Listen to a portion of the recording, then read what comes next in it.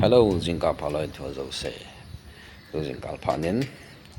Ball ngay zingo, Paul Sam to Hill Chit, na ball get out the gang, Jalahat can ball kid. Zani, a topic pen say no lo sa in a sayo.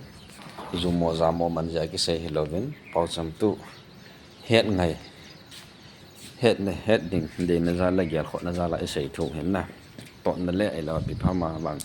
Min essay loaded in them. That's all. Pui pater na say jango iza zong tha meni an lo su ge pe sa ki ti pen chen sei den te chipi bola hong kon do ham tel nupi khat ni zong tha du cha na zong tha phunga kala ki zu na zong tha lo le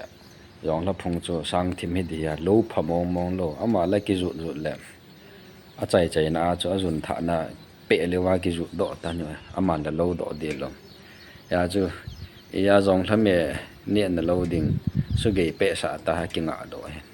he ji chi pi ham ti le amining pi pi ki mang ham ti le thil khat i to gut khat e lo le i bol gut khat i ti i bol lai ki ham bol la e i ta sa chunga nat na sat na ai lo la gen the na hung chu le wa gim le wa ki bol ki ham bol wa nga ina to i ma cha kan lo ti ne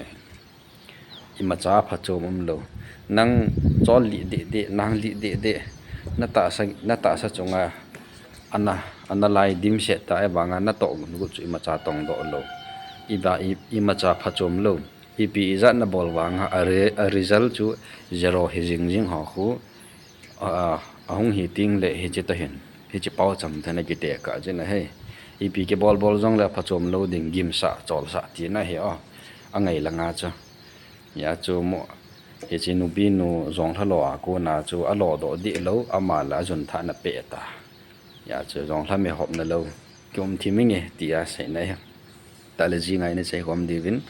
income kilo se da nai ti na sei ki diu hin te na bon chawen ni ho pa che